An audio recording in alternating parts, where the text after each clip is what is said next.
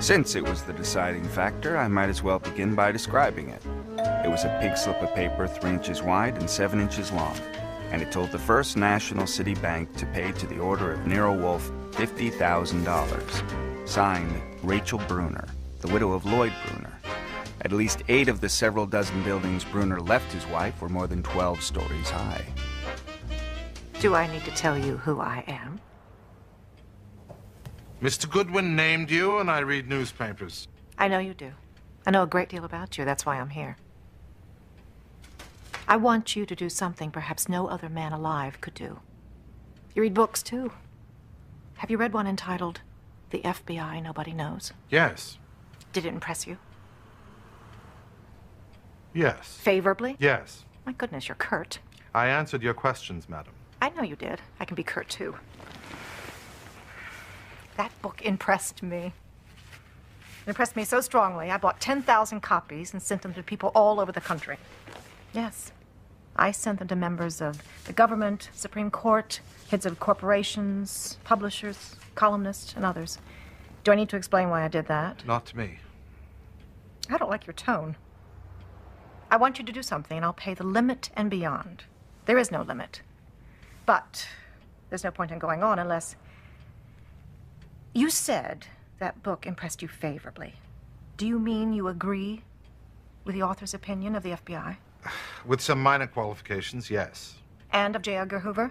Yes. Then it won't be a surprise to you to hear I've been followed day and night. So has my son and my daughter and my secretary and my brother. My telephones are tapped. Then you shouldn't be surprised. Well, I was. When I read that book, I was furious. Now he's annoying me, and I want you to stop him. Preposterous. That $50,000 is only a retainer. I said there'd be no limit. Madam, I am neither a thaumaturge nor a dunce. If you are being followed, you were followed here, and it will be assumed that you came to hire me. They've probably started surveillance of this house already. Archie, how many agents have they in New York? Oh, I don't know, maybe 200? I have one. Mr. Goodwin. You have Saul Panzer and Fred Durkin and Ori Cather. I would not expect them to take the risk. Anyway, it would be futile. You say stop him. I take it you mean compel the FBI to stop annoying you? Yes. How? I don't know. Nor do I. No, madam. You invited it, and you have it. I thought you were afraid of nobody and nothing. I can dodge folly without backing into fear.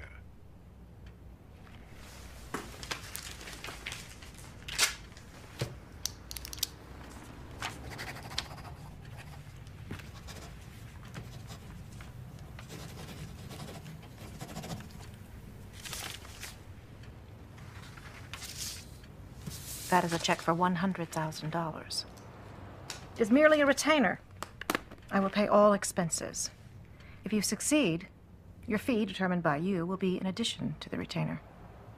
If you fail, you have the $100,000. Archie? Have you a suggestion? Possibly. It could be that it's not as bad as she says it is. Of course, I don't know why she'd stretch it deliberately, but... I don't stretch things. Of course not, but people who aren't used to being annoyed annoy easily. We could check the tailing part right now. You came in a taxi? No. My car and chauffeur are outside. Okay, well, I could take you out and wait there until you leave. See what happens. Mr. Wolfe, we'll call you tomorrow and let you know what he decides.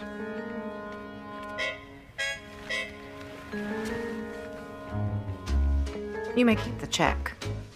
I'll expect a call in the morning.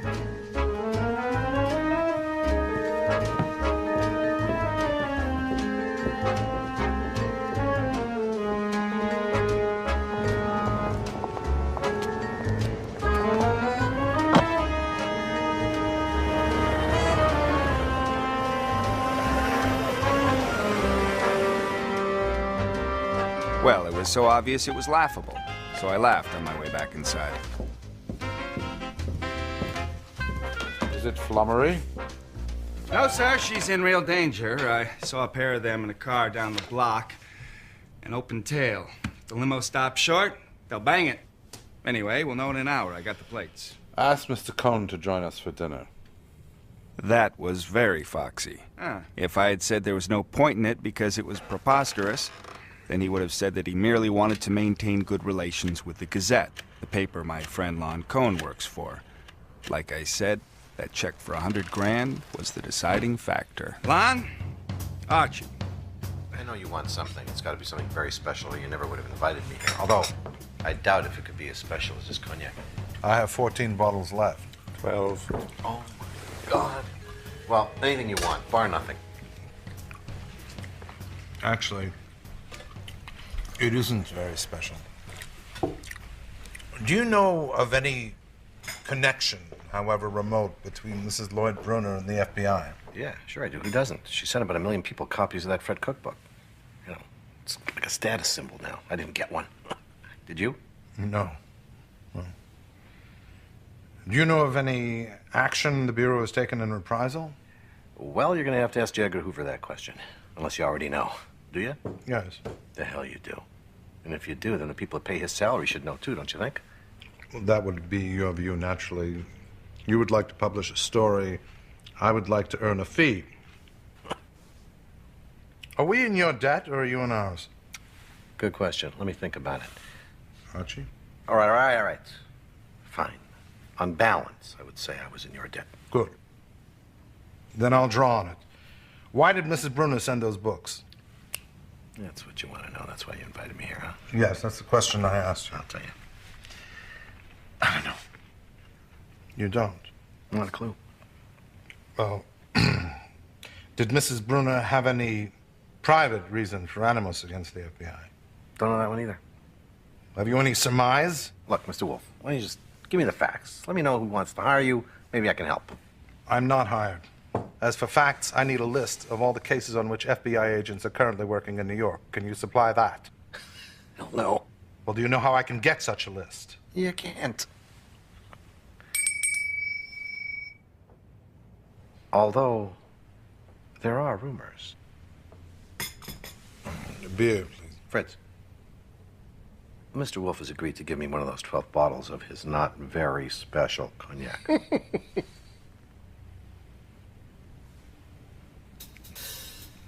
As I returned to the office after seeing Lon out, my mind was on Wolfe. I had taken written notes of all of Lon's leads. Was Wolfe actually considering accepting Mrs. Bruner's job? No, impossible. He must have been merely passing the time. Hypothetical question. If I told you that I had decided to keep that $100,000, what would you say? Preposterous. That's understood. But go on. Well, I would say that you should sell this house and its contents and go live in a nursing home, since obviously you're cracked. Unless, of course, you intend to jip her. No. Well, then you're cracked. Because once they know we're on this, they will use every resource at their disposal to make our lives miserable. I would have to sleep here in the office. We couldn't use our phones, because with their latest gadget, surely our phones would be tapped. We wouldn't get to first base. That's what I'd say. The last part was irrelevant. Yeah, well, I'm often irrelevant. It confuses people. You keep waving your legs around. Well, that confuses them, too. Phooey, you're fidgety, and no wonder. Thought I knew you, Archie, but this is a new facet. No, it's not new at all. It's just horse sense. No, dog sense. You're waving your legs around because your tail is between them. I am offered a job with the largest retainer in my experience, but you say I should decline it because it would give offense to a certain man and his organization? I didn't say that. Oh, it was implicit. No. Oh, yeah. No. You're cowed. Oh, no. Yes, you are. You're daunted. No. Not I concede without reason, but I am not going to return that check because I'm afraid of a bully. Bah! I still say you're correct. I suggest you take a vacation. It would be fun to watch you try to manage this case without me, I'll tell you that. After all these years, it would be just too low down to let you sink alone, I guess. To let me what? You heard what I said. A suggestion. Should we declare war by phoning the client? She gave me her unlisted number, and surely it's tapped. Shall I get her? Yes.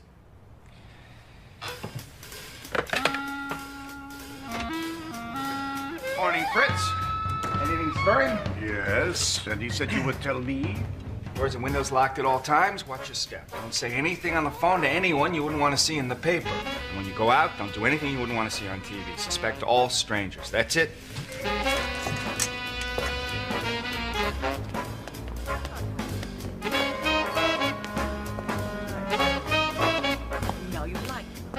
It's a cinch to spot a tail, even a good one, if you know what to look for. My instructions for the day were to deposit the check, pay a visit to Mrs. Bruner, and then follow through on the best of the leads Lon had given us. A quick glance around came to rest on a face. Hello. A face that rated a glance. I'm Sarah Dacos. Mrs. Bruner will be down in a minute. Say, how long have you been with Ms. Bruner? You're a detective, Mr. Goodwin. You don't have to prove it. Ah, well, I like to keep in practice. Mrs. Bruner said you'd ask me questions. Well, let's not disappoint her. What gave you the idea that it was the FBI tailing you? I don't know it was the FBI, but it must be because nobody else would. Ah, how can you be sure?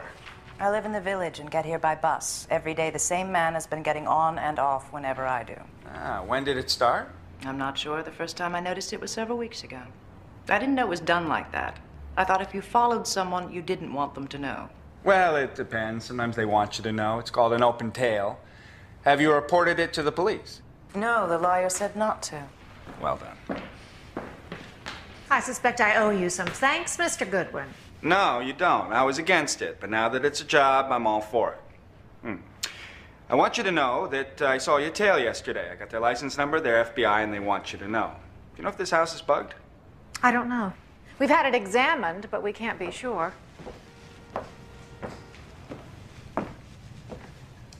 It's a nice day out, Mrs. Bruner. A little walk, a little fresh air might do you some good. You see, Mr. Goodwin, in my own house. Wait here. Say, Mr. Goodwin, you could have gone upstairs. I can't hear through walls. No?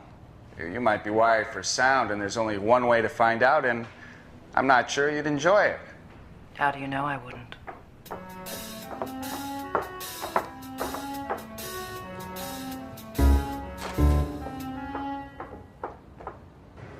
All right.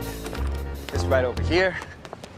Now, we can talk better standing. Here's the thing about us getting in touch with you. If you get a message that the pizza is sour, you go at once to the Churchill Hotel, find a man named William Coffey. He's a security officer there, and he'll tell you what to do. Okay, you got that? Yes. All right, now, second, if you need to get in touch with us, you go to a phone booth, and you call Nero Wolfe, and whoever answers, you say, Fido is sick. Then you hang up, you wait 2 hours, and then you go to the Churchill Hotel, William Coffey. All right? Now, what is sour? Pizza. And who is sick? Fido. Fantastic. You're great. Okay. Across the street from Mrs. Bruner's, there were two men sitting in a car, not looking the way they were trained not to look in Washington. I backed up a couple of steps, tipped my hat at them. They still didn't look.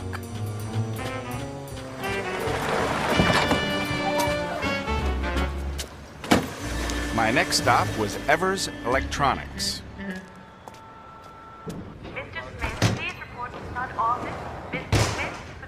Mr. Adrian Evers, please. I'm Archie Goodwin. Have you an appointment? I work for Nero Wolfe, the private investigator. We have some information for him. You say Nero Wolfe? Yes, I did. You got a Bible?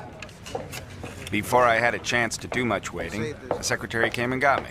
Mr. Goodwin, will you follow me, please?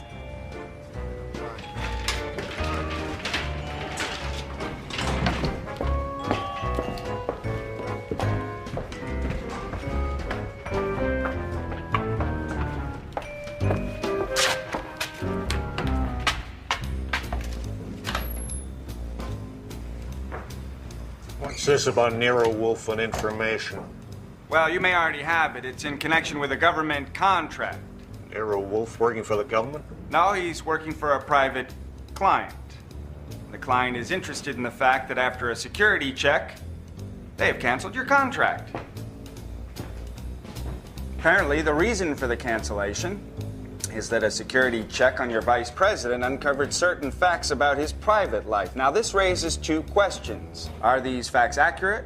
And if so, is he a security risk?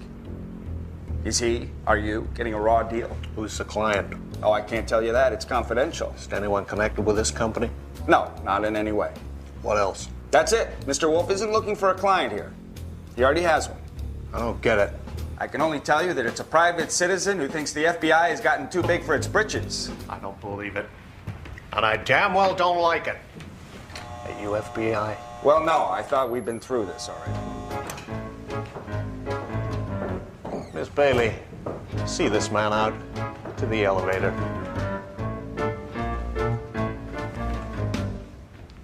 Working on a case about a year ago, I had dealings with a G-man named Morrison. Well.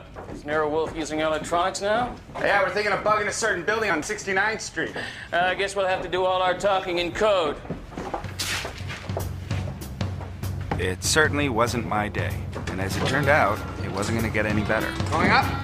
Let's go. All right. Hey, I'm leaving.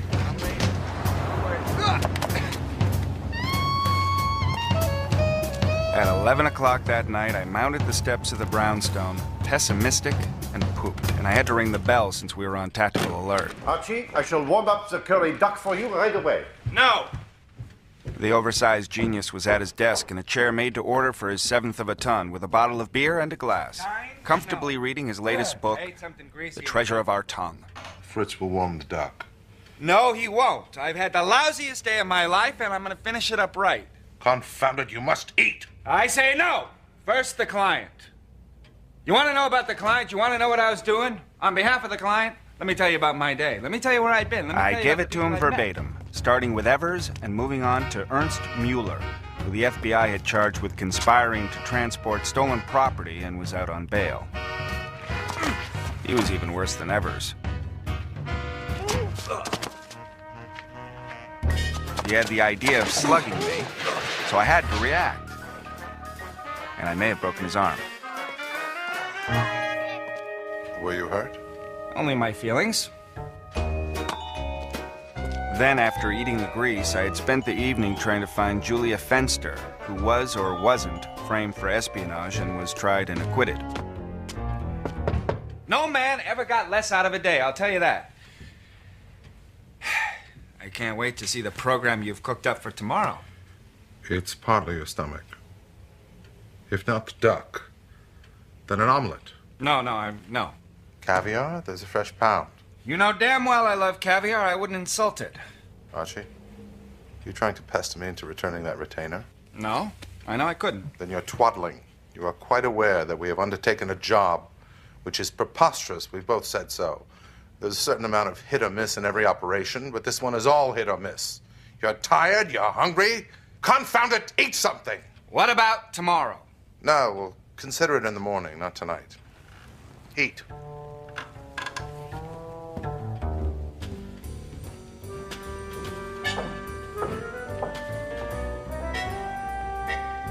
I question the need for that.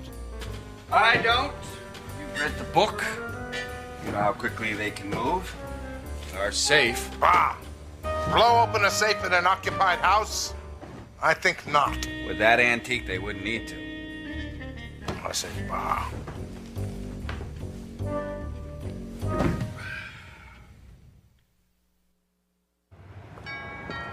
Going to the hall for a look through the one-way glass, I was expecting to see a stranger, maybe two, but there was the well-known face and figure of Dr. Vollmer.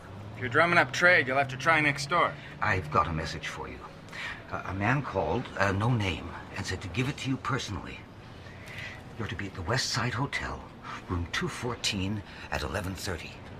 And he said to be sure you're loose. Quite a message. Yeah, that's what I thought. He said you would tell me to keep it under my hat. Yeah, that's right, Doc. If people get the notion that you're giving us confidential messages, they'll tap your phone lines. My God, that's illegal. Under the hat, Doc. Right. Have you any notion who? Not the Vegas.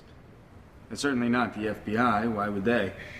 Maybe Evers or Mueller.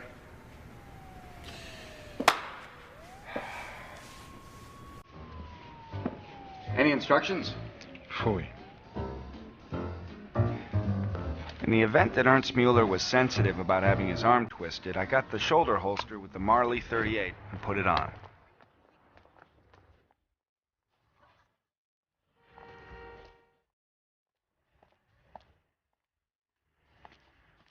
Morning, fellas. 2 for 1 on the suits.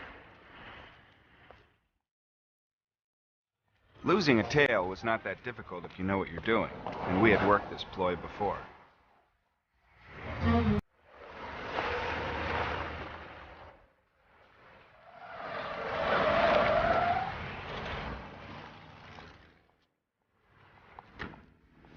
All right, Archie. All clear. Wonderful.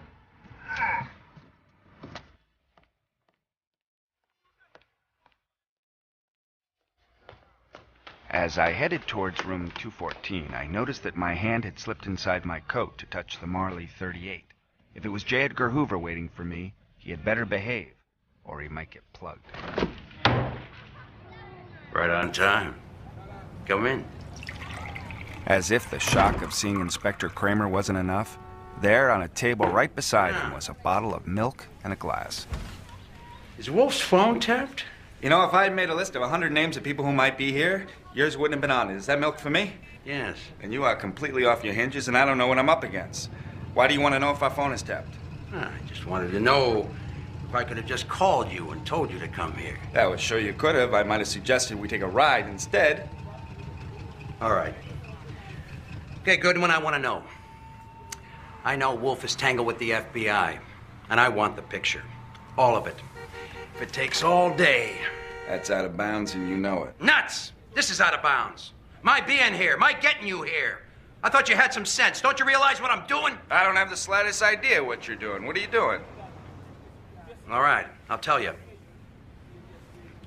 I know you and Wolfe cut corners, Goodwin, but I also know what your limits are. A couple of hours ago, the commissioner got a call from Jim Perazzo. Do you know who Perazzo is? Sure, I know who he is. Private Investigators Licensing Service, State of New York. Yeah, well, of course you would. So what's the big deal? FBI wants Perazzo to yank Wolfe's PI license, and yours. And he wants me to write a full report. Well, you know what reports are. Depends on who's writing them. And before I write this one, I want to know what Wolfe has done to get the FBI on his neck. My standing instructions from Wolfe were that in any emergency when he's not available, I should use my intelligence guided by experience. Well, sometimes the other way around. I gave him the whole crop. Mrs. Bruner, the 100 grand, Lon Cohen's list, Evers Electronics, Ernst Mueller. By the time I finished, he had a cigar between his teeth. He doesn't smoke cigars, he merely mangles them. She writes a check for $100,000. She says keep the check. She upped the ante from $50,000 to $100,000 just like that. So the 100 grand is his? Yes. No matter what happens? That's right. I'm not surprised at Wolfe. With his ego, there's no one and nothing he wouldn't take on if you paid him enough. But I'm surprised at you, Goodwin. You know the FBI can't be bucked, not even by the White House. An hour ago, I would have said amen, but I feel different about it now. Can I ask you a question? Deal. You don't exactly love Nero Wolfe, and you like me even less. Why would you want to make a report that would make it tough for them to jerk our licenses? I've been a cop for 30 years, Goodwin. And it's the first time I've ever passed the buck to an outsider. Well, I'm flattered. I want to tell you something, Goodwin. That's for you and Wolfe. And nobody else. That's all. Is that understood? Well, there's no use telling me something if we can't use it. Well, you use it all right. But it did not come from me. Never. To nobody. Shoot. Does the name Morris Althouse mean anything to you? Sure. I read the papers. That's one you haven't cracked, right? He was shot in the chest mid-August. One shot. Right through his pump and hit the wall. The body was discovered by the cleaning lady the next morning. No disorder, no sign of struggle, and no gun. Am I going too fast? No. He was a freelance writer. Had recently written 7 articles for TikTok magazine. He was to be married in March to a girl named Marina Hinckley, 24, on the staff of TikTok. You left out a little detail there. Caliber of the bullet? Oh, I didn't leave it out. There was no bullet. It wasn't there. Well, a damn neat murderer. Yeah, neat and cool-headed. Now, 2 facts. 1, Althouse had been collecting material for an article he was writing on the FBI, and there was no sign of it in the apartment. Nothing. 2, at about 11 o'clock that evening, 3 FBI men left the building, went around the corner, and drove off. So they killed him. Did they go there to kill him? Certainly not. There were several ways to figure it, but the one I like best is they went and rang the bell. And when he wasn't there, they went in for the bag job. But he is there, sleeping, whatever. So Althouse pulls a gun, but they shoot before he does. So they find the research and leave, taking the bullet because it was from one of their guns. They train him pretty good in that basement in Washington. Did Altos have a gun? Yeah, S&W 38, with a permit. Well, congratulations, you've cracked it. You'd clown in a hot seat, Goodwin. Even if we could name them, where would that get us if we couldn't prove it? I'd give a year's pay to hook them and make it stick. This is my town, not theirs, mine. By God, they think they can break and enter people's houses and commit homicide in my territory and laugh at me? Did they? Did they laugh? Yeah. I went to 69th Street myself and saw Rag. He said he would like to help, but he had more important things to do than to bother with some hack muckraker. So I say this. I'll write a report so you guys don't lose your licenses. And you, and that overweight boss of yours, you get him. Don't come, don't phone. Drink your milk. Give my regards to Wolfe. One of the house rules was that business must never be mentioned during meals. So when I sat down and Fritz brought the braised sweetbreads, I decided to show him that sometimes rules can be damn silly. Thank you, Fritz. Weather is colder than usual, don't you think? Cold.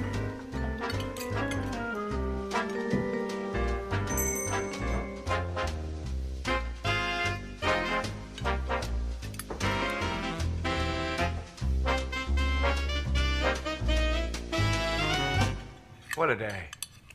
What a day. Yes? And? By the way, there's something I want to show you. I almost forgot. Down in the basement. Oh. Your new office. I hope you like it. Now, there may be only one chance in a million that a room can be bugged without getting inside, but that's one chance too many. Are you badgering me, or is it possible? It's conceivable, and I wouldn't want to risk leaking it. That Inspector Kramer told me to give you his regards. Also, that he bought me a bottle of milk and was very cordial. This is flummery. No, sir. It was Kramer. In that hotel room? Yes, sir.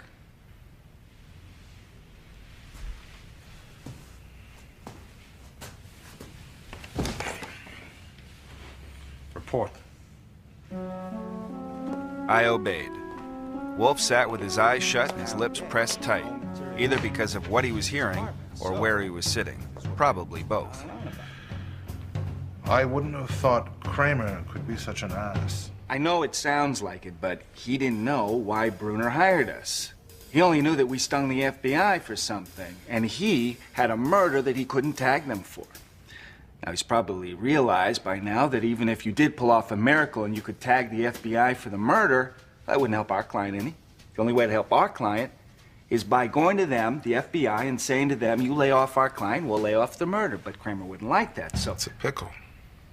What the hell are you smiling at? The pickle. The alternative. You've made it clear that it would be futile to establish that the FBI killed that man. Very well, then let's establish that they didn't. Who is this Rag Mr. Kramer talked about? Richard Rag, top G-man in New York, special agent in charge. Does he know or believe that Althouse was killed by one of his men? I'd have to ask him, but my guess is that he probably knows, or at least thinks it's probable. He may even have the bullet in his drawer. But what's your opinion? Do you agree with Mr. Kramer? Well, since we prefer it that it wasn't a G-man who shot him, well, there are many alternatives. Maybe his landlord shot him because he was behind in the rent. That's what we must explore. You will start now, as you think best. If you find anyone you think I should see, bring them. So I stopped by the Gazette offices and bothered our old friend Lon Cohen. I got lots of background on Morris Altos from Lon's files, and decided to start with his family. Mr. Goodwin, I'm Ivana Althaus. Miss Hinckley will be here soon, but I don't want to wait. Did I understand you to say that you know who killed my son? I only know what Mr. Wolfe was told by a man he respects, that the FBI killed your son. And what is Mr. Wolfe's interest? He's looking for information from people who are close to your son to advance his own purpose, which in this case might be the same as yours. I want to point out he's acting alone and doesn't want or expect money from anyone. Based on what I've heard about Wolfe, I see no reason why I shouldn't tell you. I have suspected it was the FBI. Ever since Mr. Yarmack, Morris's senior editor at TikTok, told me that nothing about them was found at the apartment.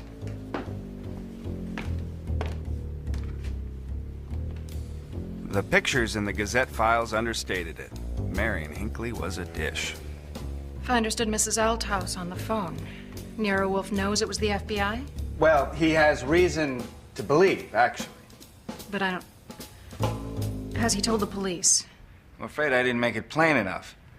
See, he thinks the police know that it was the FBI, or suspect. For instance, have the police been coming round and around asking questions over and over and over again? No. Miss Hinckley?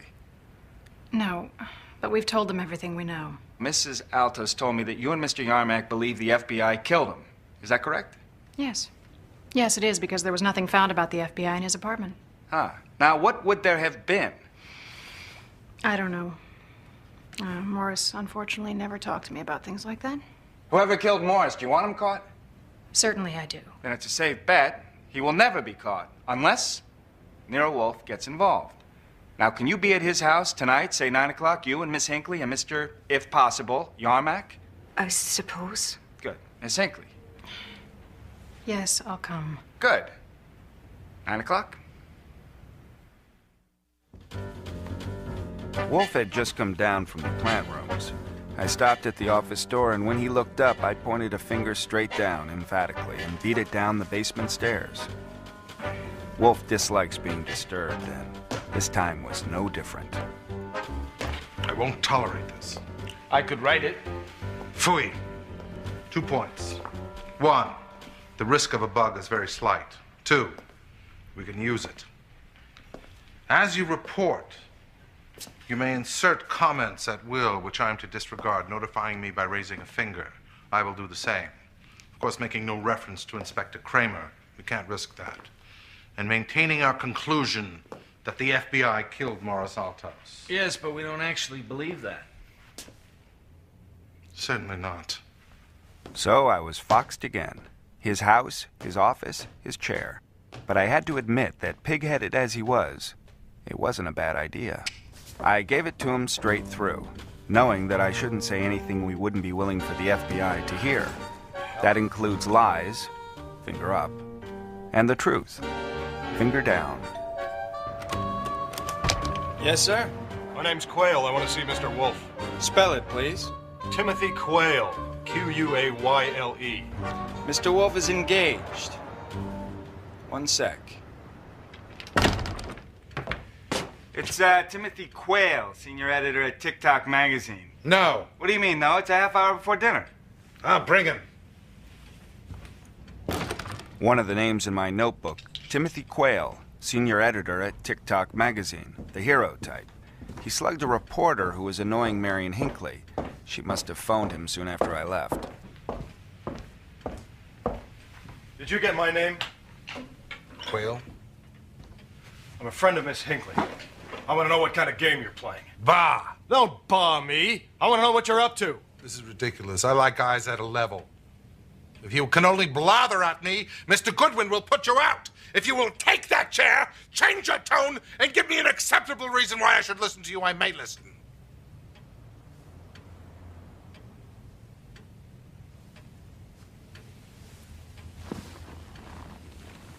I don't know about you. I know how you operate. If you want to hook Mrs. Althos for some change, that's her business. But you're not going to drag Miss Hinckley in. Archie, I put don't him. intend. Fritz will open the door. Get your hands off me! Get your paws off of me!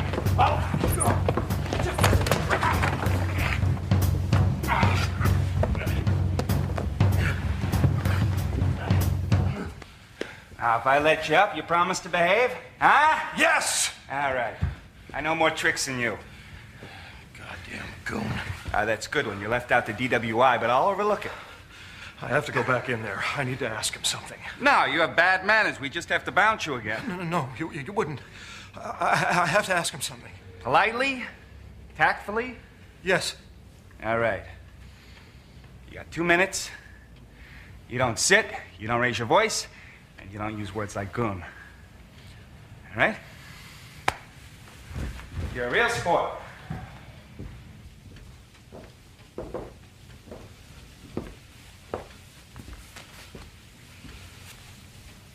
I am a friend of Miss Hinckley.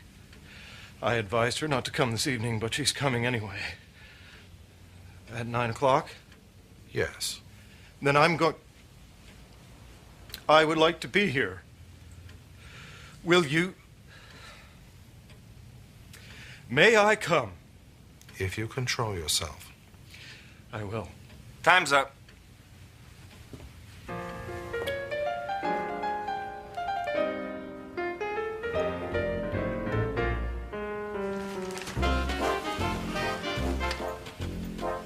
are only 3.5 pounds of venison. You put more than 3 juniper berries in the marinade, it would be overwhelming. No, sir. Venison requires a strong arm.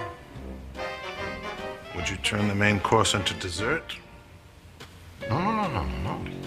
I have picked these berries myself. They are ripe, but not ripe enough. Therefore, they are not sweet. Therefore, you must use 5 berries at least.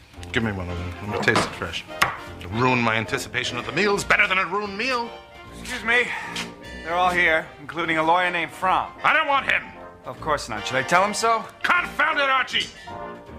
Very well. Proceed. I say 3.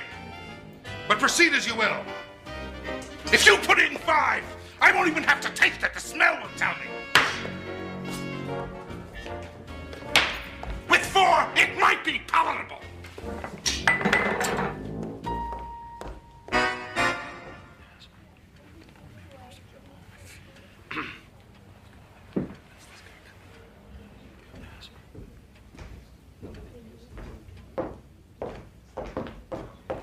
Mrs. David Altus, Bernard Fromm, Marion Hinckley, Timothy Quayle, and Vincent Yarmack.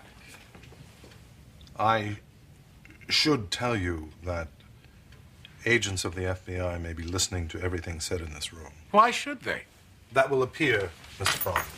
On behalf of my client, I must tell you. I beg you to indulge me. I can expect you to further my interest if I can demonstrate that your interest runs with mine. Morris Althaus was killed 7 weeks ago, and his murderer has yet to be exposed. I intend to establish that he was killed by an agent of the FBI. How? Why? Why? I recently undertook a job which ran counter to the interest of the FBI. And they retaliated immediately by trying to have my private investigator's license revoked. So it is certainly in my interest to discredit their pretension that they are faultless champions of law and justice. You're talking plenty. Can you back it up? By inference, yes. The police know that Morris Althaus had been collecting material for an article on the FBI, yet they found no such material in his apartment.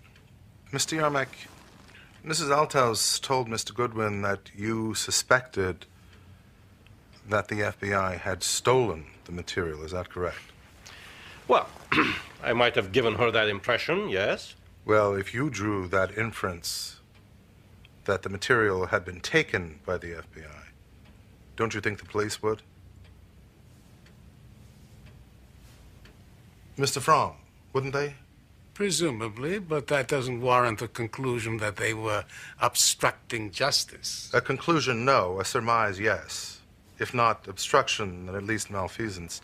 As a member of the bar, you are aware of the tenacity of the police when there is an unsolved murder, yet they do nothing. For instance, has any of you been harassed? Harassed about what? The possibility that one or more of you is a murderer. Tommy rot. Absolute Tommy rot. To you, perhaps. But have you given them an impregnable alibi for the night Mr. Althouse was killed? Impregnable? No, not impregnable. Has any of you? Mr. Quayle? Ah, nuts. You are here by my sufferance, Mr. Quayle. You wanted to know what I was up to, and I am making that clear. If you choose to float me, I don't want you here. Mr. Goodwin has ejected you once, and he will do so again. I asked you a question. All right. No, I do not have an impregnable alibi for the night of the murder.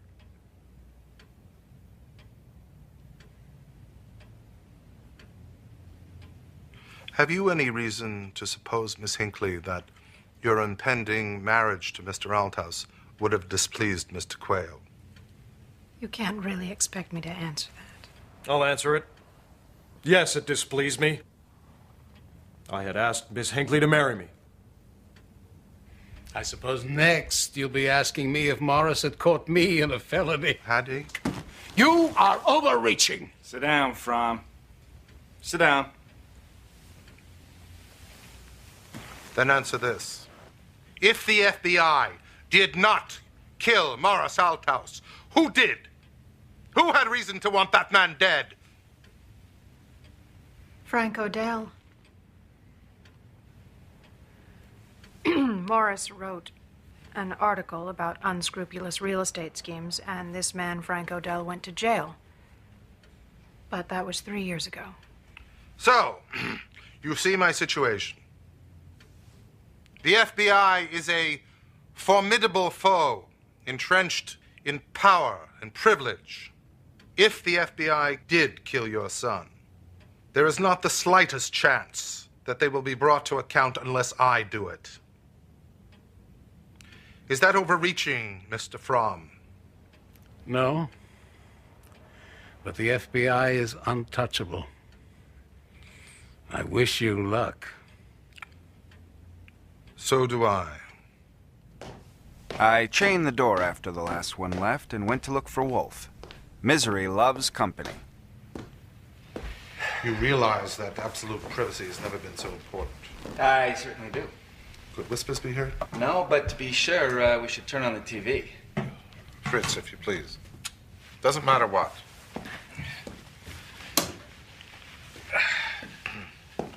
Let's go back. Just a minute. Do you know if the 10 for Aristology still exists? No, I don't. It probably does. I could ring Lewis Hewitt. Not from here. I could go to a booth. Now? Yes. Ask if I may call upon him tomorrow morning. If he invites me to lunch, as he will, accept. Yeah, but he lives out on Long Island. I know where he lives. We're gonna have to lose a tail we go out there. No. If I'm seen going to him, so much the better. And why not call from here?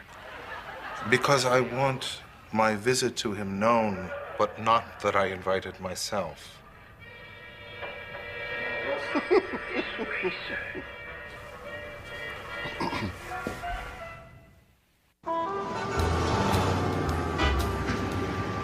As I was heading toward our local phone booth, I was thinking Lewis Hewitt had more orchids than Wolfe and had started the 10 for Aristology, a fancy dinner and fine wine bunch who met twice a year. But what did that have to do with our client, Mrs. Bruner? I got Mr. Hewitt on the phone, and he insisted on lunch, just as Wolfe had predicted. This time, I had a fairly good idea where he was and found him where I had left him. Okay, you're all set. We should roll by 10:30 to make lunch by noon. He was leaning back with his eyes shut, and his lips were pushing out and then in, out and in. So he was working, but on what? That's the one thing I never break in on, the lip operation. But this time I had to clamp my jaw shut because I didn't believe it. You're not going. Saul will be here at 9. What? Oh, I see. I see. You want me to stay here in case the FBI confesses? No, I want you to find Frank Odell. That's what your lips managed to squeeze out? No. Louder. Louder. We have two alternatives. One, establish that the FBI committed the murder. Two, establish that they did not. We prefer by far the second, and the best way to do that is to find some other candidate.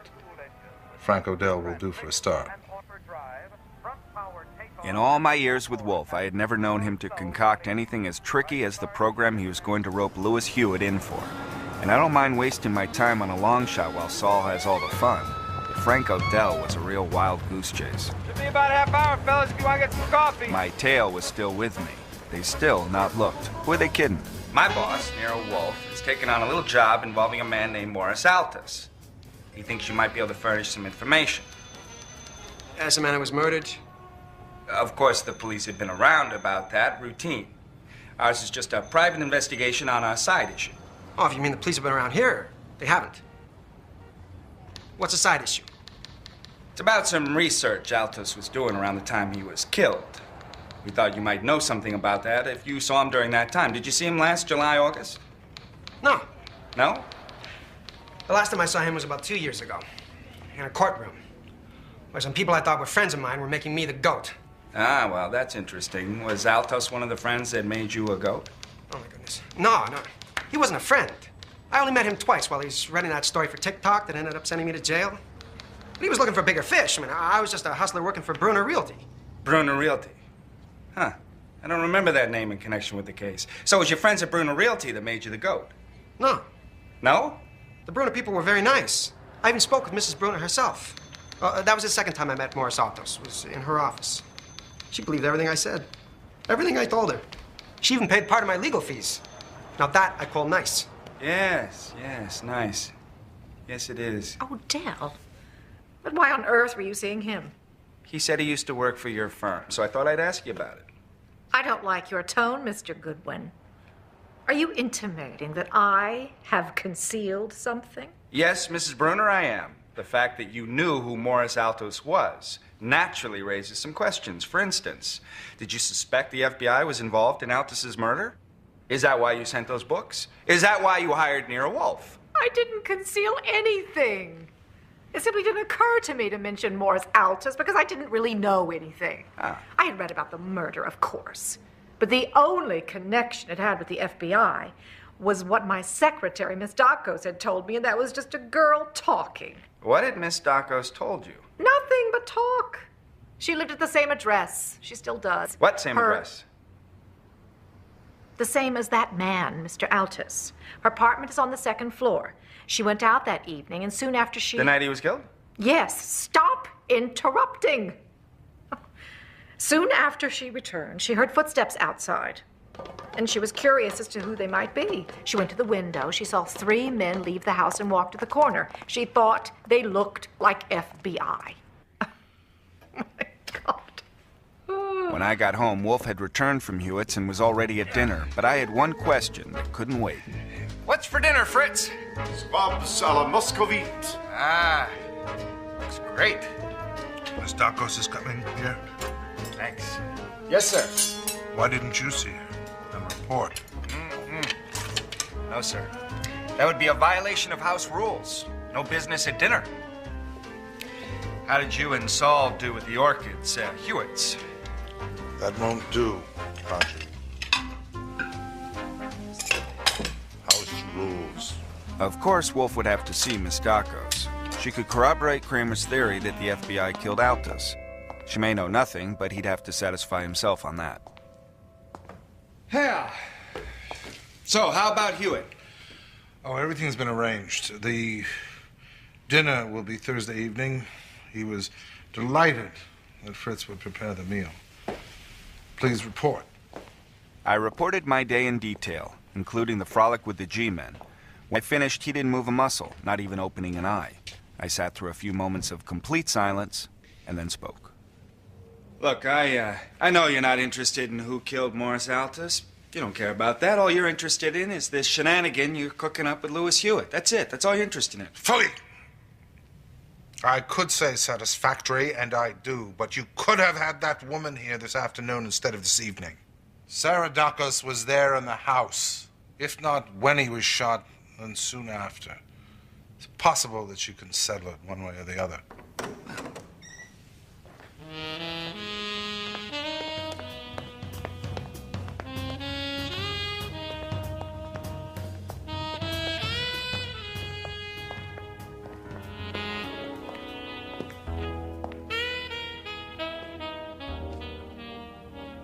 I am Nero Wolfe. You are Sarah Dakos. Yes. Would you care for a beverage, Miss Dakos? I'd love a sidecar, thank you. Fritz! Sidecar for Miss Dakos. I would prefer if you didn't smoke. All right. I suppose Mrs. Brunner has told you of her conversation with Mr. Goodwin. Yes, she did. My interest is centered on Morris Althouse. Did you know him well? Not really, no. You lived under the same roof. Well, that doesn't mean anything in New York, you know that. I'd lived there about a year when we met in the hall one day. We realized we'd met before at Mrs. Brunner's office. The day he was there with that man, Odell. After that, we had dinner together sometimes. It didn't progress to intimacy. No matter how you define intimacy. The night Mr. Althouse was killed, did you have dinner with him that night? No, I went to a lecture at the News School. Alone? You're like Mr. Goodwin. You want to prove you're a detective. Yes, I was alone. And what time did you return to your apartment that evening? A little bit before 11. I wanted to listen to the news. And then? Be as precise as possible. I went upstairs to my apartment. I got a drink of water and started to get undressed when I heard footsteps in the hallway. They sounded as if they were trying to be quiet, so I was curious. I went to the window and put my head out. 3 men came out, turned left, and turned again at the corner. They were walking fast. Did they hear you when you opened the window and look up? I had it open before they came out. Did they speak? No. Did you recognize any of them? No, of course not. Could you identify them? No, I didn't see their faces. So, you listened to the news and went to bed? Yes. Did you hear any noise above you in Mr. Althouse's apartment? No. I was moving around and stuff, and his apartment has a thick carpet. You had been in it? A few times. For a drink before we went to dinner. Why did you think those men were FBI? They looked like it. They were young and athletic. Archie. Yes, just a couple of things. When was the last time you spoke to Mr. Altus? About 3 days before he was murdered. In the hall just by accident. And did you know he was working on a piece for the FBI? No. He never talked about his work. Mr. Wolfe? I doubt, Miss Dakos, if you have supplied anything that will help. But thank you for coming. Fritz will see you out. Fritz. Fritz!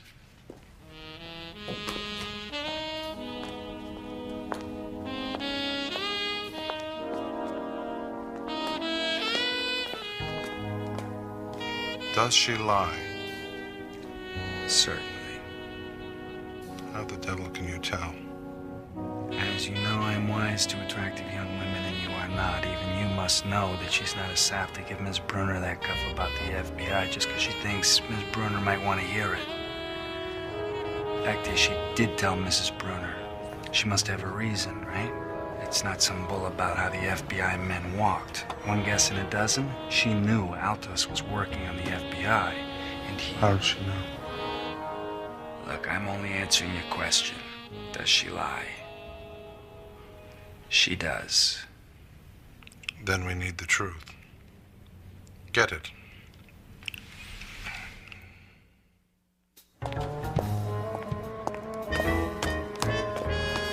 Right after breakfast, I phoned Mrs. Altos and asked if I could stop by for a visit. I wanted to take a look at Morris's apartment. I promised I wouldn't take anything without her permission. Of course, I didn't expect to find anything obvious since the cops had been through it, but they had no one specifically in mind, and I did. Sarah Dakos. There were about a dozen photographs, but one of them is worth mentioning. It was Altos, nude. But the back of the photo was more interesting than the front. Someone had written a poem on it. Now, I haven't read all the poetry in the world, but I was pretty sure I had read that one. The question was, who had written it?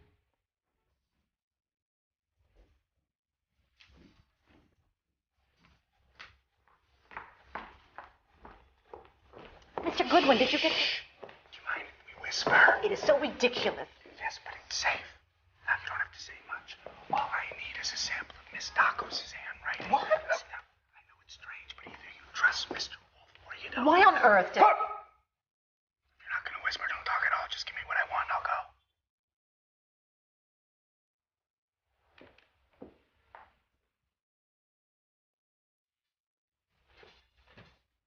Where's she? Shh.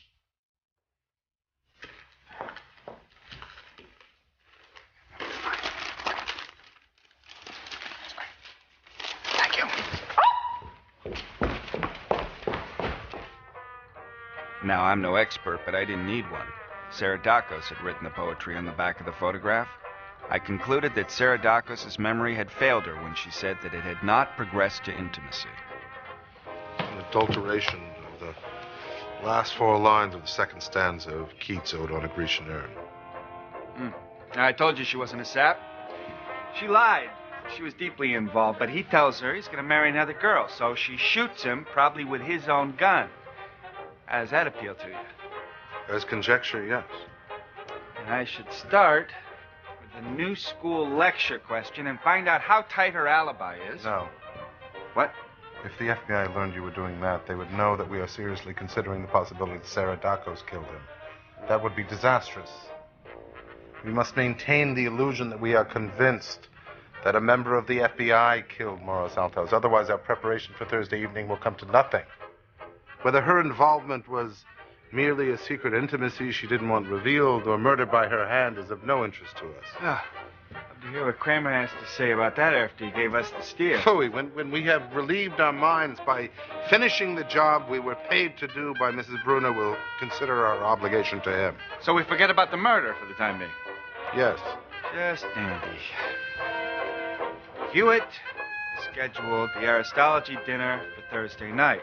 We can't hire actors over the weekend, so there's nothing to do until Monday. Have you any instructions for this afternoon? Turn off the radio.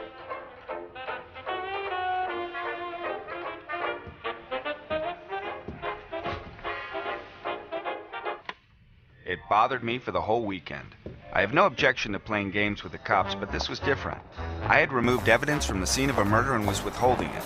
Kramer had saved our licenses, and I owed him something. Something else was bothering me. The act Wolfe was staging. The fanciest on record. So you found both actors? Yes, and they're quite good resemblances, as instructed. And the one playing me can drive? Yes, I'll double-check them. Saul had already spoken with Fred and Ori, and Hewitt had called Wolfe to confirm the menu for Thursday and also the orchid delivery Wednesday afternoon. That much we wanted the G-men to hear. So I had nothing to do but look at an idea that had been pecking at me since Monday morning. Mrs. Bruner's office, good morning. Hello, Miss Dacos. This is, Archie Goodwin. Hello, Mr. Goodwin. Yes, I may need to see Miss Bruner later today. When will she be available? Yes, she should be in the office between 3:30 and 5. Shall I tell her to expect you? I'll let you know. Thank you. So she was at her job. I would have to take a chance with the cleaning lady.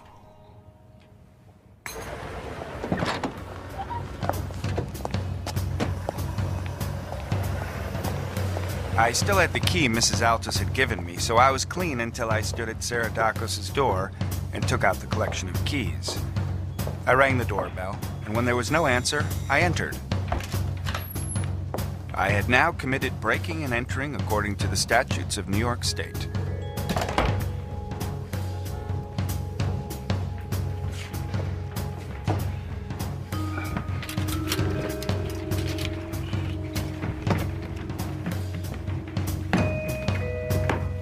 There it was, a revolver. It was a Smith & Wesson .38 and held one cartridge that had been fired. The question was what to do with it.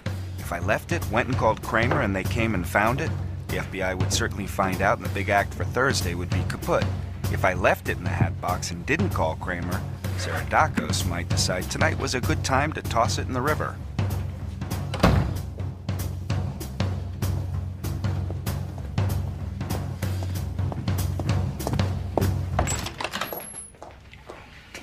Where have you been?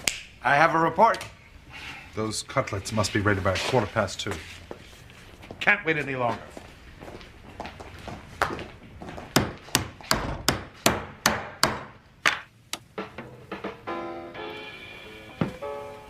I see you're preparing without me. Report. I assumed you would have had an early lunch. If a man has guests coming, he should be at the table with them. Report. Well, I went for a walk. I happened to go by 23 Arbor Street. I had a key in my pocket. It happened to fit the lock on Sarah Dawkins' door, so I went in. I had a look around, and in a hat box in a closet, I found a Smith & Wesson .38. One cartridge had been fired. As you know, Kramer said that Altus had a permit for a .38, but it wasn't in his apartment. So obviously... What did you do with it? Well, I moved it. It seemed out of place in a box with a hat in it, so I put it under the cushion of the couch. She shot him. Right. As I was saying when you interrupted. Will she discover it missing? No, even if she misses it, she's not going to look for it. You should have told me you were going. No, I shouldn't. This was a personal errand in which a quart of milk was involved. Even if she stays put, I'm going to have a problem if tomorrow night's a turkey, you know. I believe guns can be identified. Oh, yeah, sure. They can do it even if the numbers have been filed off. And Kramer will have the number the one Altus had a permit for. Then there will be no problem. I'm sorry, what? I must see about those cutlets. Satisfactory. There will be no problem. For God's sakes, if I had an ego that size, I'd be boss of the FBI. Our guests were 20 minutes early.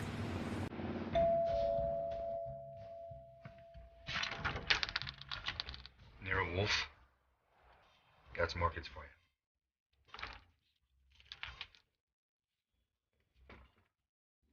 Just right inside and over here. Come on in here. Put that one here. Here, don't do it. I got it. No, I got it. Yeah, sure. Right, that'll be right there. Right there. Straight back, gentlemen. No, that's enough huffing and puffing. This couldn't be that heavy. Just put it down.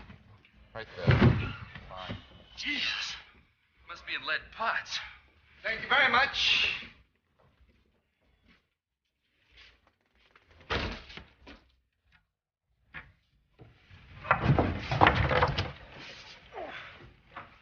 Good afternoon. Not very. Is it okay to talk? Very softly, only with the radio on. That was some ride. I hope they're all alive. Have you given them a full explanation? Yes. They're not to speak, not a word, unless you say so. They know they ought to stay in their rooms and keep away from the windows. Yes, except when they're rehearsing. They have the proper dress for Thursday evening. Yes, sir. Where are Fred and Ori? Ori's the one with the triangle. So I'm sitting on Fred. You sit on Fred.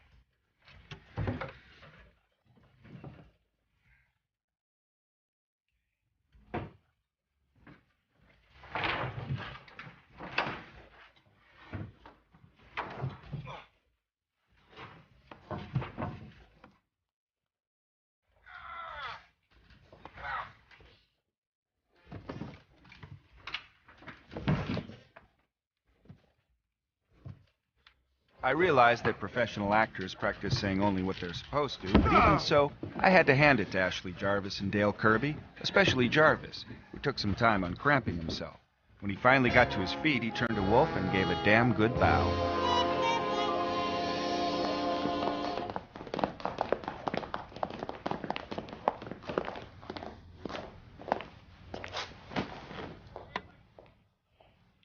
Archie, the money.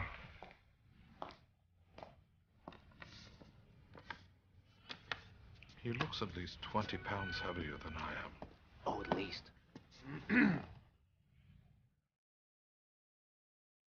Lunch is ready, but first a few points. That money is yours. Mr. Hewitt has explained that each of you is to receive $1,000. But after seeing you emerge from those boxes, I feel you have already earned it. Therefore, if you perform the rest of it satisfactorily, I shall feel you have earned another 1,000. You will be in this house for 18 hours. During that time, there must be no single sound which, if overheard, would disclose your presence. You will need to observe closely the posture and manner of walking of Mr. Goodwin and myself. Not our voices. That won't be necessary. Are there any questions? Good. Then we'll have lunch. No radio.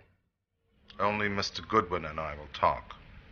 I wouldn't want to go through that 28 hours again. Looking back at it, I don't think we missed a single bet. Kirby and Jarvis spent their time imitating us, and that evening Fred and Ori slept in my room, Saul slept on the sofa in the front room, and I slept in the office. The charade was to begin early tomorrow morning, and I wanted my required 8 hours.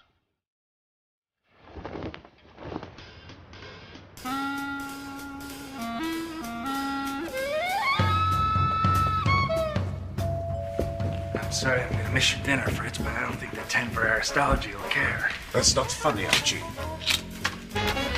Your bag, sir. Be careful.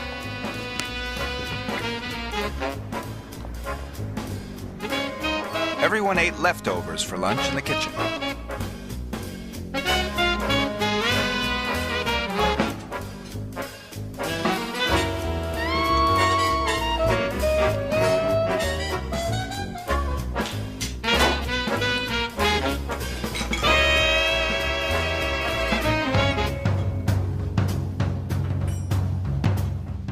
At 5:10, I went upstairs to get dressed. This time, I made sure the window was open in case anyone was watching. We all assembled at 5:55 in Wolfe's office. Go get the car, Archie. It's time to leave. There may be traffic problems, and we wouldn't want to be late. It'll take me 8 minutes. Why don't you go get your hat and coat and wait for me? I'll be right back.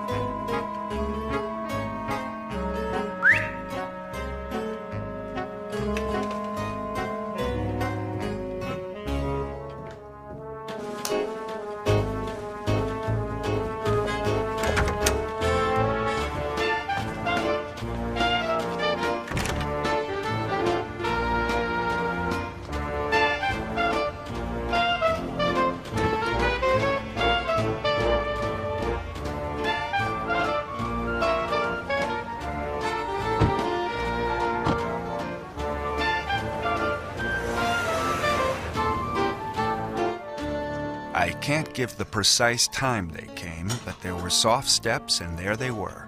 2 of them. One of them bent over to look at the lock. Of course, it would take them a few minutes.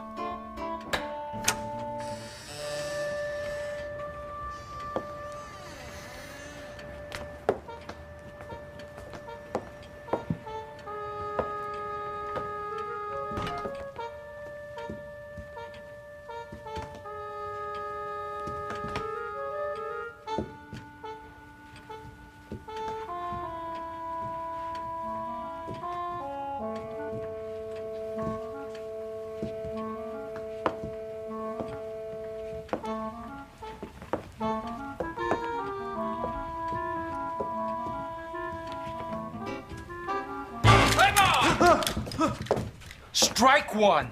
Doesn't look good, fellas. We don't even need to frisk you. You can't shoot in 2 directions. Mr. Wolfe!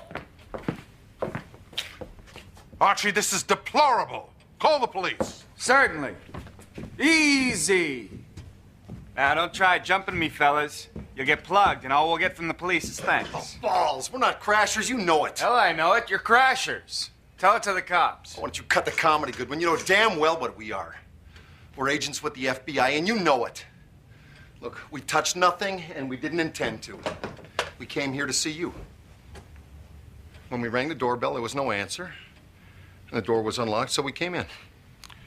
You lie. 5 men will swear that the door was locked and you didn't ring. 4 of them heard you picking the lock. When you are searched by the police, your tools will be found. Federal Bureau of Investigation? Phooey! Call the police, Archie.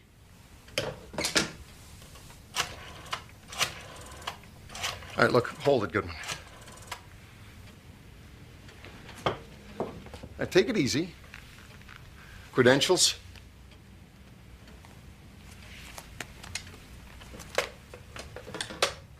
Let me inspect them. Ah! Mr. Wolfe would like to inspect that. Hand it over.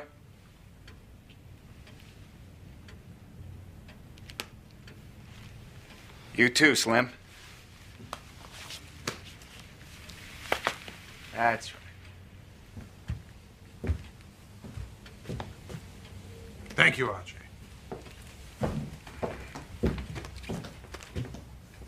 They're probably forged. Police laboratory can tell. You fat son of a bitch. A natural reaction. Let us assume, merely for discussion, that you are in fact agents of the FBI. Then you have a valid complaint, but not against me. Against your colleagues who were gulled into thinking that this house was empty. Still, further on the same assumption, I am going to keep these credentials as hostages. You or your bureau may seek to recover them only by an act of law, which would obviously disclose publicly how they got here, how you entered my house illegally, and how you were caught in flagrante delicto. So the initiative is mine. All I wanted was incontestable evidence that members of the FBI have committed a felony and can be prosecuted, and I have it here. You may go.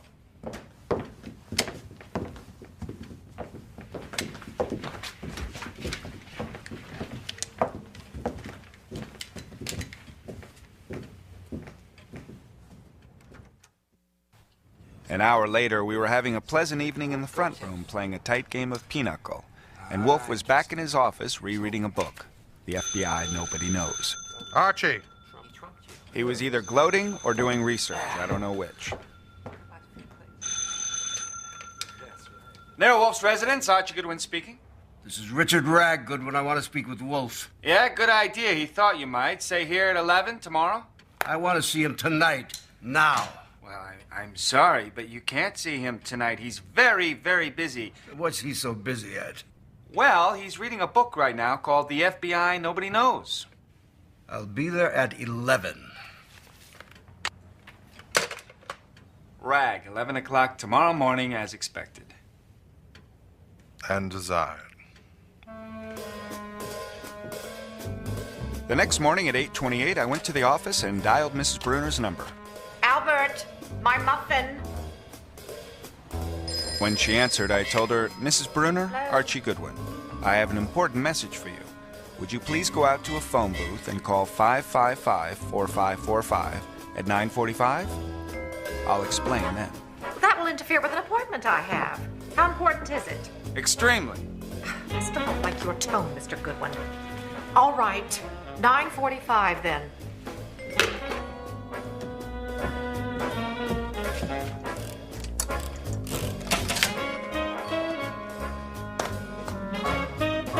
With credentials in hand, I only needed my escort. Okay, you bums, time to keep me safe. The women everywhere.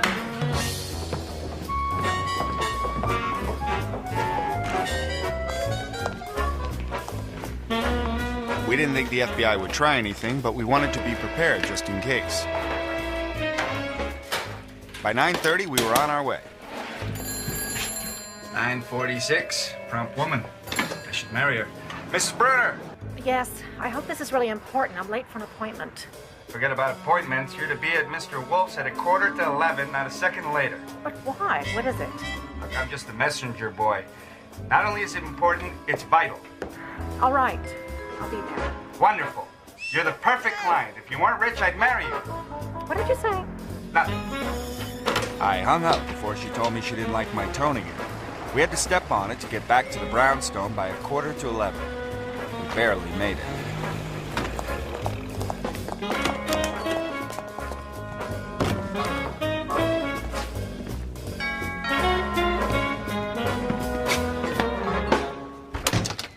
Mrs. Bruner, how would you like to meet three men who, working for you, rode 60 miles curled up inside a box and who last night spent 20 minutes pointing guns at two G-men while Mr. Wolfe talked to them? Why, I'd like to. Mrs. Fred Durkin, Ori Cather, and Mr. Saul Panzer. Now, you'll be spending a lot of time with Mr. Panzer here. Let me take that shawl because Mr. Richard Ragg, top G-man in New York, is coming, and he probably shouldn't see this. Fred? Okay, let's take a little stroll down the hallway here. Mr. Ragg is coming to talk to Mr. Wolfe. You'll be in here where you can see and hear everything. Oh! Shh. No noise under any circumstances. Well, You yes, got it? Yes, of course. Oh! Shh.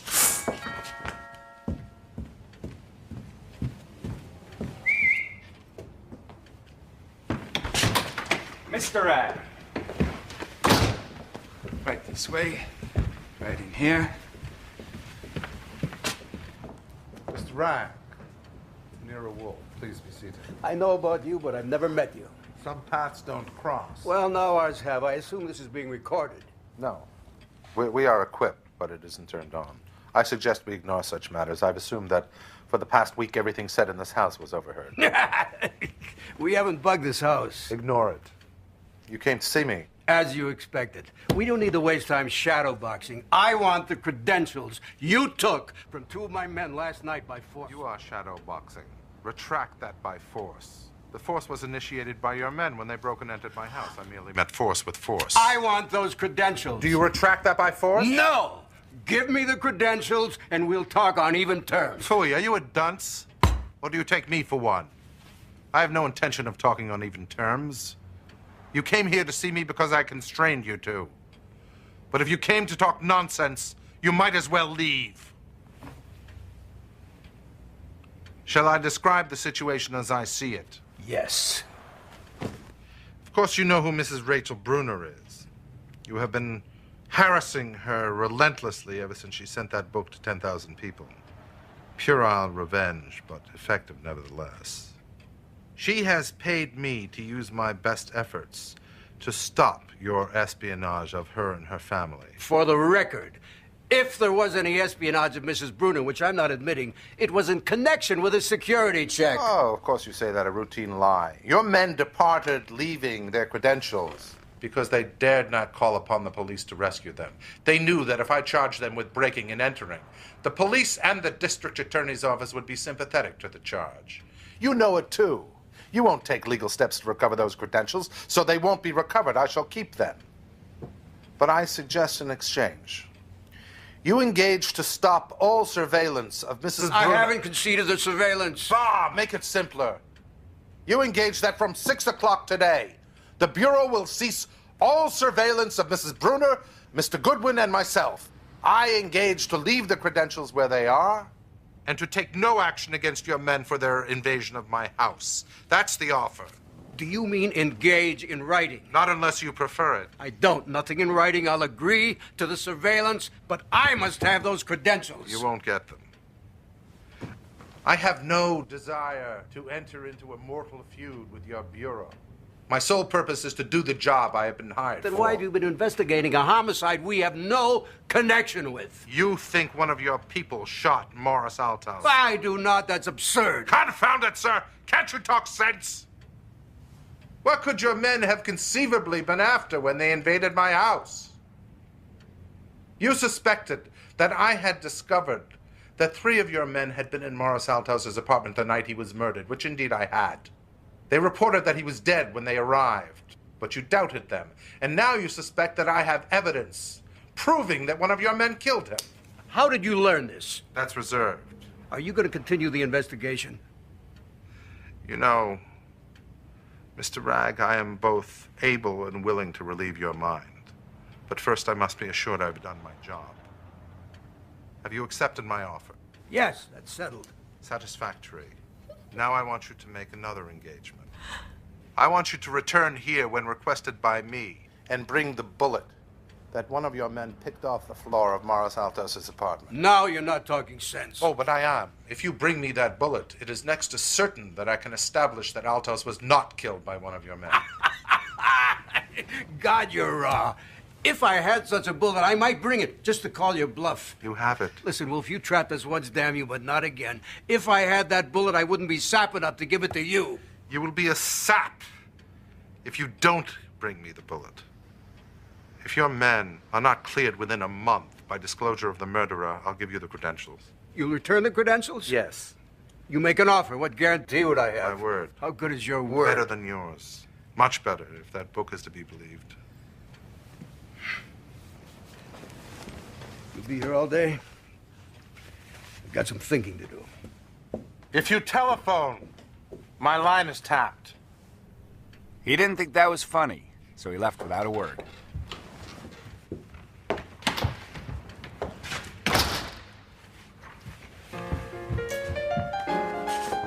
Could you hear all right? Oh, yes.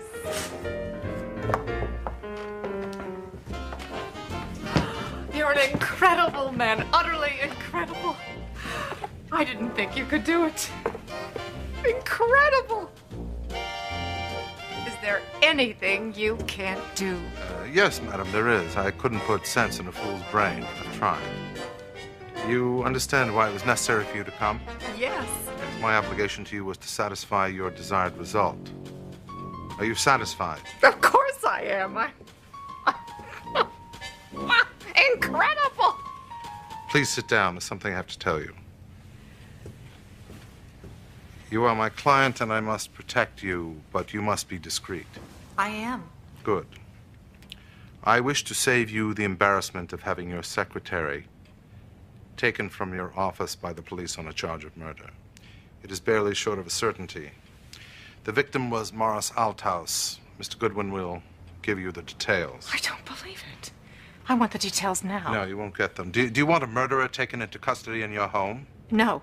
Then you may thank me at your leisure for preventing it. Shall Mr. Panzer take you to your car? You can discuss it with him. He's not a fool. Can Mr. Goodwin go? No. Saul has not heard the last of that one yet. Didn't change my decision about marriage, but it gave me one on Saul.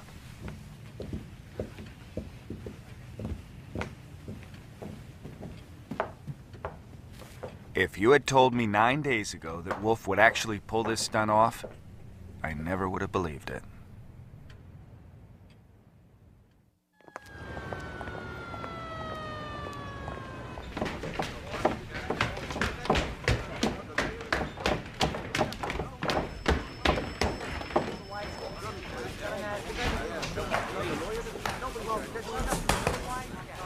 I told you, don't phone and don't come. But it's okay now, and I had to. What's okay? He has earned the $100 grand and a fee. Like hell he has. You mean he got them to quit on Mrs. Bruner? Yes, but he hasn't filled your order yet. What are you talking about? I never gave any order. All right. Have it your way. We have learned that it wasn't a G-man who shot Morris Altus. We think we know who did it and how they can be tagged. I am here to talk homicide. Go ahead, talk. You see the handwriting on the back there? To take off from the last 4 lines of ode on a Grecian urn. Photograph was taken, with permission, from Morris Altus' apartment. The handwriting on the back, it's by Sarah Dakos, Mrs. Bruner's secretary, who lives in the apartment below Altus. Mrs. Bruner gave me some writing samples. That's how we know. And by the way, she says she saw the 3 G-men leave the building. Be sure you mention that when you're working on her. Working on her? For what? This? No. Main reason I'm here is to place a bet. One will get you 50, that if you get a search warrant, comb her apartment, you'll find something you appreciate. That's it. That's all for now. Sooner the better for you. I'm out of here. Like hell, it's all. Sit down. What did you put in there and where did you find it? I didn't. Listen, spending more time barking at me, you're gonna waste your time. Now, get the warrant, use it, you find something interesting, I'm sure Mr. Wolfe will be happy to discuss it with you. For the present, I am through. No, wait a minute, hold it. I'll discuss it with you first. Well, then you'll have to put me under arrest, for God's sakes. What more do you want? You've had this homicide for nearly 2 months. We've had it only 2 weeks. 2 weeks we've only had it. 2 months he's had it. 2 weeks we've had it.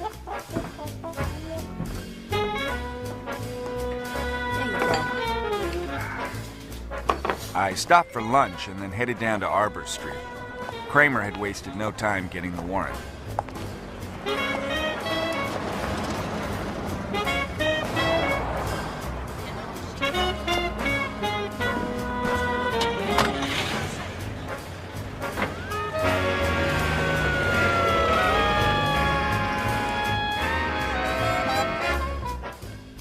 Relax, they got the gun.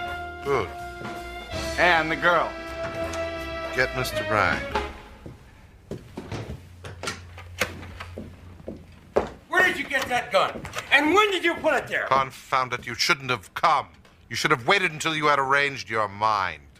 Archie, Rag? He's on. When Kramer is boiling, it isn't easy to stop him. But that did. Mr. Rag. Yes. Yes, I'm ready for that bullet. I'll come. I'll be here in 20 minutes. Rag? Of the FBI? Yes. I suggest you postpone your onslaught until he arrives. In the meantime, I have 2 questions. Was a gun found in Sarah Dakos' apartment? Certainly. And I asked Goodwin when he put it there, and I'm gonna ask him again. Was it the gun Morris Althaus had a permit for? Yes. Wolfe then explained to Kramer the entire operation with the FBI. When he came to the scene in the office with the 2 G-men surrounded by guns and dropping their credentials, I saw something I had never seen before. A broad smile on the face of Inspector Kramer.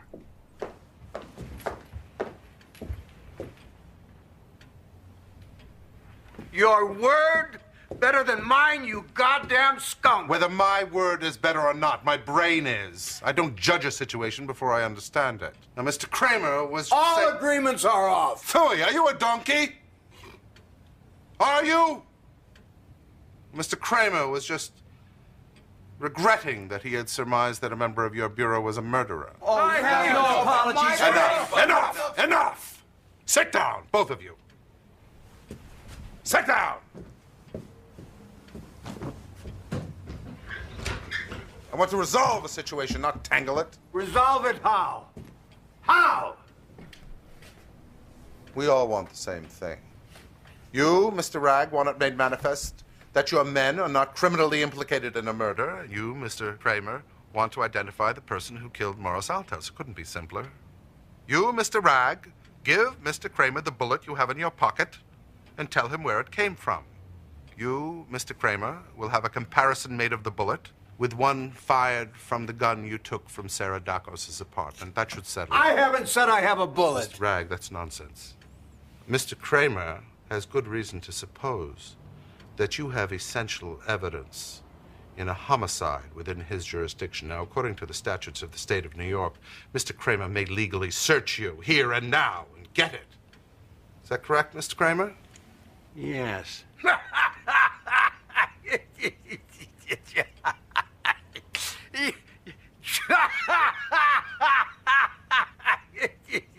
But that shouldn't be necessary, Mr. Rag, because you have a brain.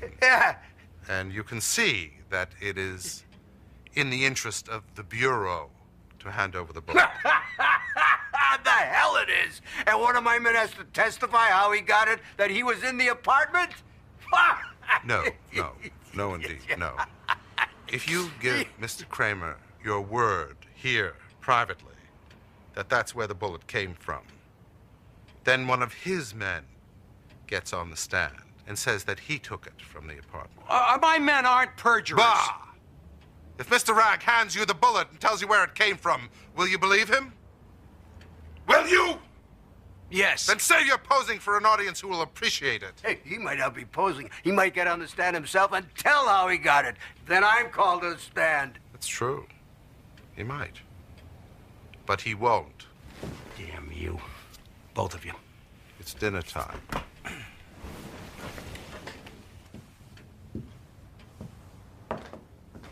I've said all I have to say. So do we settle it or mulishly fail to? Archie.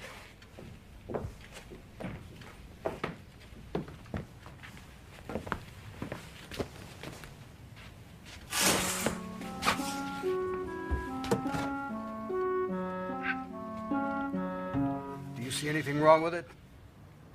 No. Do you? No. Do you have the gun? Yes. It's up to you.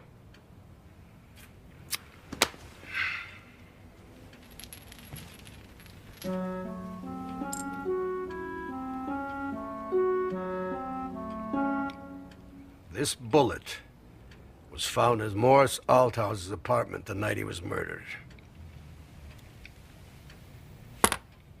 Now it's yours. I've never seen it.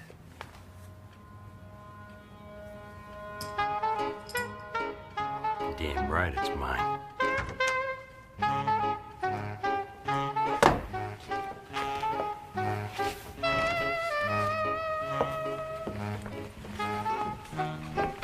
Catnip toys from Hewitt's Animal, smoked salmon. All right, I realize that you are frustrated. Even if you billed her for another $100,000, which she said she'd pay, it still might not last the rest of the year. But even still, I mean, it's no reason to gouge her for expenses.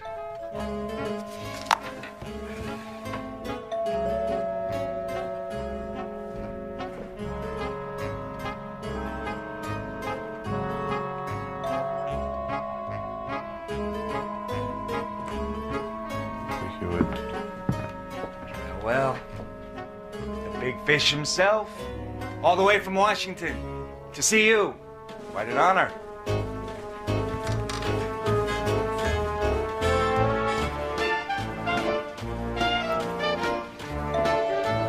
No appointment. Should I take him to the front room to wait a while? Phooey. I have nothing for him. Let him get a sore finger. Come, let's finish this.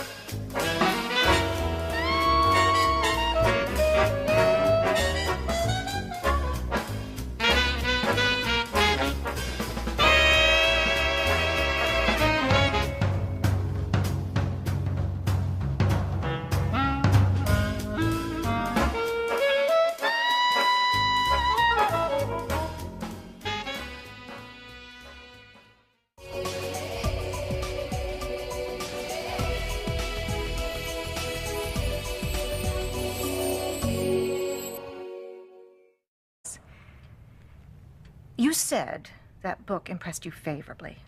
Do you mean you agree with the author's opinion of the FBI? With some minor qualifications, yes. And of J. Edgar Hoover? Yes. Then it won't be a surprise to you to hear I've been followed day and night. So has my son and my daughter and my secretary and my brother. My telephones are tapped. Then you shouldn't be surprised. Well, I was. When I read that book, I was furious. Now he's annoying me, and I want you to stop him. Preposterous. That $50,000 is only a retainer. I said there'd be no limit. Madam, I am neither a thaumaturge nor a dunce. If you are being followed, you were followed here, and it will be assumed that you came to hire me. They've probably started surveillance of this house already. Archie, how many agents have they in New York? Oh, I don't know, maybe 200. I have one, Mr. Goodwin. You have Saul Panzer and Fred Durkin and Ori Cather. I would not expect them to take the risk. Anyway, it would be futile. You say stop him. I take it you mean compel the FBI to stop annoying you? Yes. How? I don't know. Nor do I. No, madam. You invited it, and you have it. I thought you were afraid of nobody and nothing. I can dodge folly without backing into fear.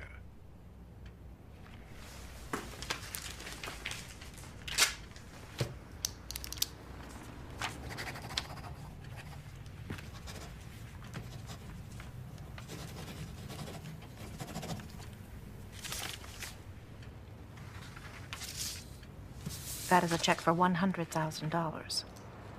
It is merely a retainer. I will pay all expenses.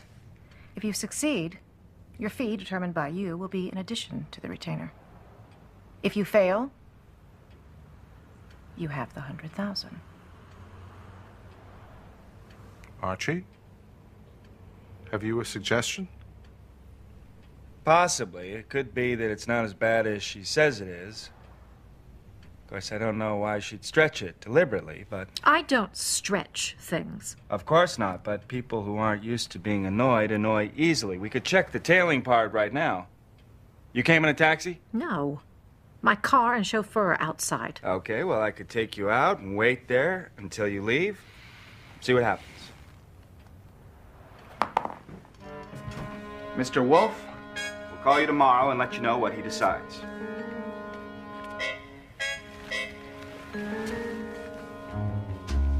You may keep the check. I'll expect a call in the morning.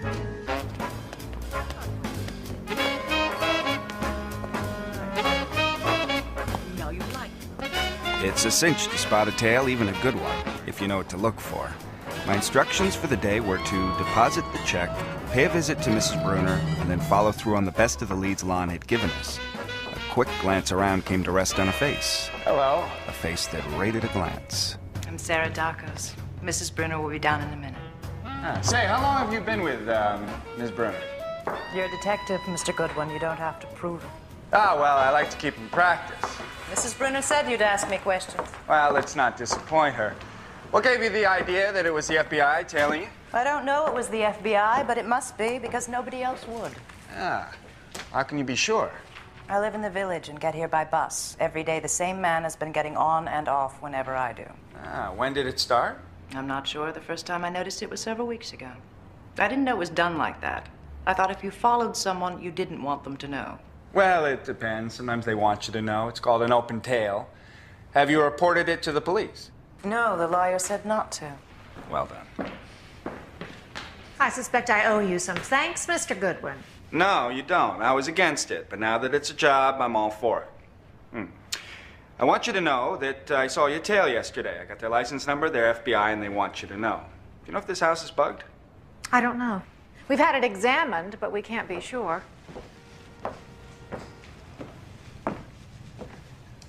It's a nice day out, Mrs. Bruner.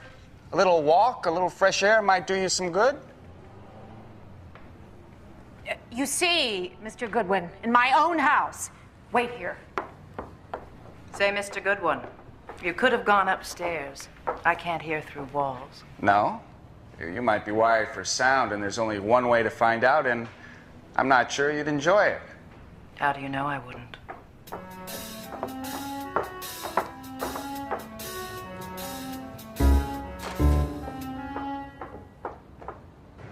All right. Just right over here. Now, we can talk better standing. Here's the thing about us getting in touch with you. If you get a message that the pizza is sour, you go at once to the Churchill Hotel, find a man named William Coffey. He's a security officer there, and he'll tell you what to do. Okay, you got that? Yes. All right, now, second, if you need to get in touch with us, you go to a phone booth, and you call Nero Wolfe, and whoever answers, you say, Fido is sick. Then you hang up, you wait 2 hours, and then you go to the Churchill Hotel, William Coffey. All right? Now, what is sour? Pizza. And who is sick? Fido. Fantastic. You're great. Okay. Across the street from Mrs. Bruner's, there were two men sitting in a car, not looking the way they were trained not to look in Washington. I backed up a couple of steps, tipped my hat at them. Although, there are rumors. Beer, please. Fritz. Mr. Wolfe has agreed to give me one of those 12 bottles of his not very special cognac.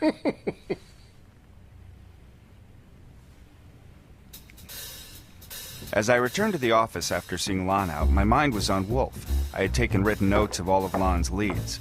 Was Wolfe actually considering accepting Mrs. Bruner's job? No, impossible. He must have been merely passing the time. Hypothetical question. If I told you that I had decided to keep that $100,000, what would you say? Preposterous. That's understood. But go on. Well, I would say that you should sell this house and its contents and go live in a nursing home, since obviously you're cracked. Unless, of course, you intend to jip her. No. Well, then you're cracked. Because once they know we're on this, they will use every resource at their disposal to make our lives miserable. I would have to sleep here in the office. We couldn't use our phones, because with their latest gadget, surely our phones would be tapped. We wouldn't get to first base. That's what I'd say. The last part was irrelevant. Yeah, well, I'm often irrelevant. It confuses people. You keep waving your legs around. Well, that confuses them, too. Phooey, you're fidgety, and no wonder. Thought I knew you, Archie, but this is a new facet. No, it's not new at all. It's just horse sense. No, dog sense. You're waving your legs around because your tail is between them. I am offered a job with the largest retainer in my experience, but you say I should decline it because it would give offense to a certain man and his organization? I didn't say that. Oh, it was implicit. No. Oh, yeah. No. You're cowed. Oh, no. Yes, you are. You're daunted. No. Not I concede without reason, but I am not going to return that check because I'm afraid of a bully. Bah! I still say you're correct. I suggest you take a vacation. It would be fun to watch you try to manage this case without me, I'll tell you that.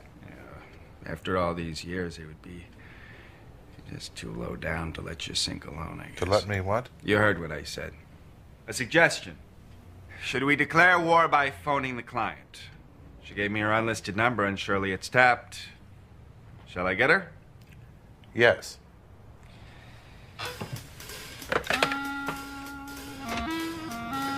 Morning, Fritz. Anything stirring? Yes, and he said you would tell me. Doors and windows locked at all times. Watch your step. Don't say anything on the phone to anyone you wouldn't want to see in the paper. And when you go out, don't do anything you wouldn't want to see on TV. Suspect all strangers. That's it.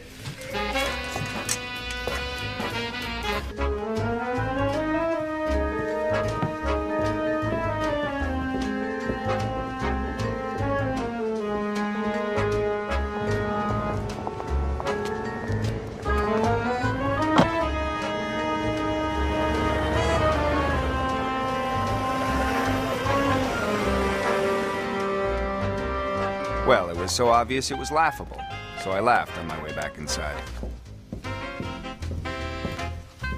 Is it flummery? No, sir, she's in real danger. I saw a pair of them in a car down the block. An open tail. If the limo stops short, they'll bang it. Anyway, we'll know in an hour. I got the plates. Ask Mr. Cohn to join us for dinner. That was very foxy.